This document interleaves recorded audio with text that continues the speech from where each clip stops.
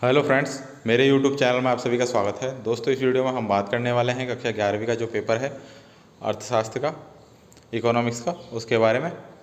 जो त्रैमासिक एग्ज़ाम होने वाले हैं आपके 7 तारीख से, जैसा कि आप सभी को पता होगा, उसकी दृष्टि से हम पेपर लेकर आए हैं। तो सारे के सारे जो क्वेश्चन इंक्लूड किए हैं हमने पेपर के अंदर, सारे इंपॉर्टेंट हैं। तो आप सभी क्वेश्चनों को ज़रूर देखें, इनमें से कई सारे क्वेश्चन आपके एग्जाम में आ सकते हैं। तो आइए बिना देरी के स्टार्ट करते हैं पहले क्वेश्चन के साथ। पहले क्वेश्चन में आपको वस्तुनिष्ठ प्रश्न मिलेंगे, यानी कि 4 ऑप्शन वाले प्रश्न मिलेंगे। उनमें से एक विकल्प आपको चूज करना है कि कौन सा विकल्प सही रहेगा आपके क्वेश्चन के हिसाब से। तो आइए स्टार्ट करते हैं पहले क्वेश्चन के साथ। और दोस्तों, टेंशन ना लें, सभी क्वेश्चनों के आंसर हम आपको इसी वीडियो के अंदर बताएंगे। जैसे कि आप देख सकते हैं, पहला क्वेश्चन है, किसी देश का आर्थिक विकास किस पर निर्भर है? तो आपके ऑप्शन है प्राकृतिक संसाधन, पूंजी निर्माण, बाजार का आकार, उपरोक्त सभी। तो इसका जो आंसर रहेगा वह रहेगा उपरोक्त सभी, ऑप्शन नंबर डी। दूसरा क्वेश्चन है, भारत में शेयर बाजार की कार्यप्रणाली का विनियमन निम्नलिखित में से कौन करता है? आपके ऑप्शन है फेरा, BIFR, सी है MRTP अधिनियम, और फोर्थ है सेबी।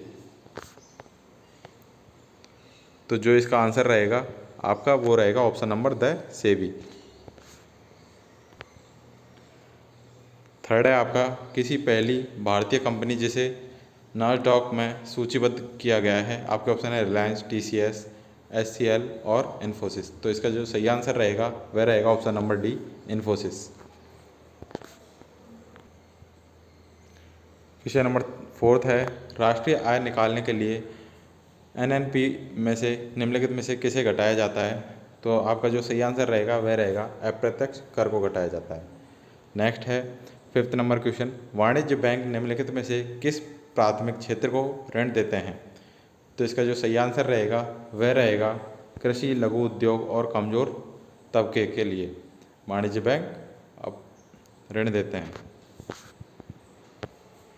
नेक्स्ट क्वेश्चन है क्वेश्चन नंबर सेकंड, जिसमें आपको एक वाक्य में उत्तर देना है।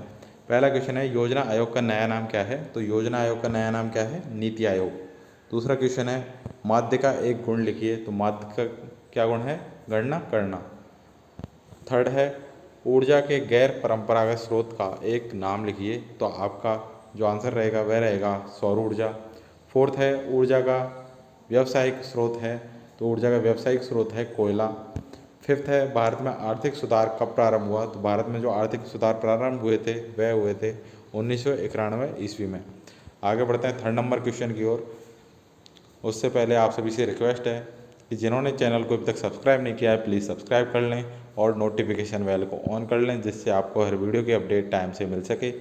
और डिस्क्रिप्शन में हमारे टेलीग्राम चैनल का लिंक है, उसे भी फॉलो करके रखें, जिससे वहाँ से आपको सारी अपडेट और PDF वगैरह मिल सके।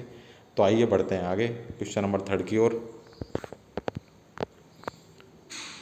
क्वेश्चन नंबर थर्ड में आपको सही जोड़े बनाने हैं। तो हमने आंसर लिख रखे हैं सामने, तो आप इनको डायरेक्ट याद कर लें। पहला है साम्य कीमत, तो यह है मांग और पूर्ति।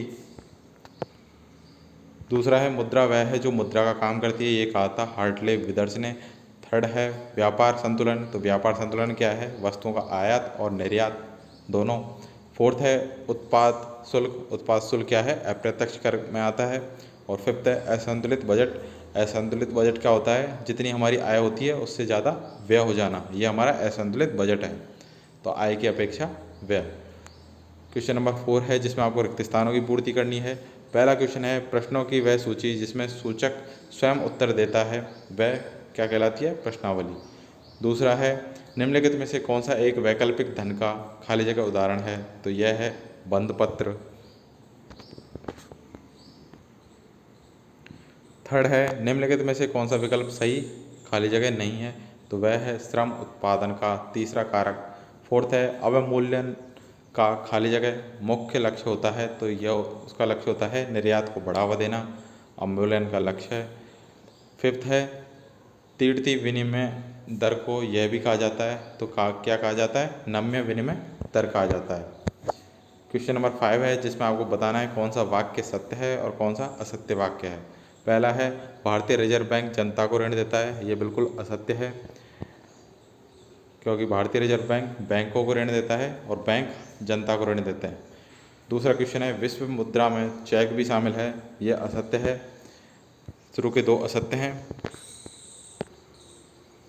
थर्ड है भारतीय रिजर्व बैंक किसी अचल संपत्ति का स्वामी नहीं बन सकता है, यह बिल्कुल सत्य है।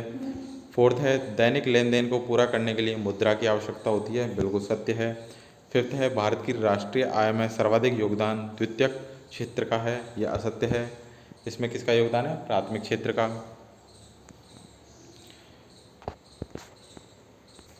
फिफ्थ क्वेश्चन है उपभोग क्या है अथवा आर्थिक सहायता क्या है। अब आपके अथवा वाले क्वेश्चन स्टार्ट हो चुके हैं, दोनों में से एक क्वेश्चन आप कर सकते हैं। जो आए आपको वो 6 नंबर क्वेश्चन है अर्थशास्त्र की परिभाषा लिखिए अथवा दुर्लभता क्या है बताइए।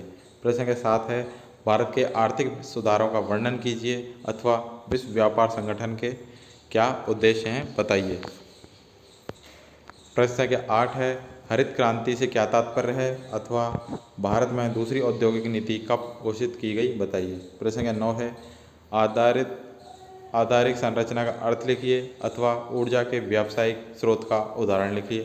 प्रश्न संख्या 10 है रोजगार का अनियमितीकरण क्या है अथवा गरीबी को परिभाषित कीजिए। प्रश्न संख्या 11 है अर्थशास्त्र में सांख्यिकीय का क्या महत्व है अथवा सांख्यिकीय के महत्वपूर्ण कार्यों का वर्णन कीजिए। 12 नंबर क्वेश्चन है आर्थिक सुधारों के पीछे किन्हीं 3 कारणों का उल्लेख कीजिए अथवा माध्य माध्यिका के गुण दोष लिखिए। प्रश्न संख्या 13 है एक आदर्श औसत के आवश्यक तत्व क्या हैं अथवा भारत में हरित क्रांति किन फसलों में सफल रही बताइए। प्रश्न संख्या 14 है भारत में कितने प्रकार की फसलें होती हैं अथवा सांख्यिकीय विषय की सीमाओं का उल्लेख कीजिए।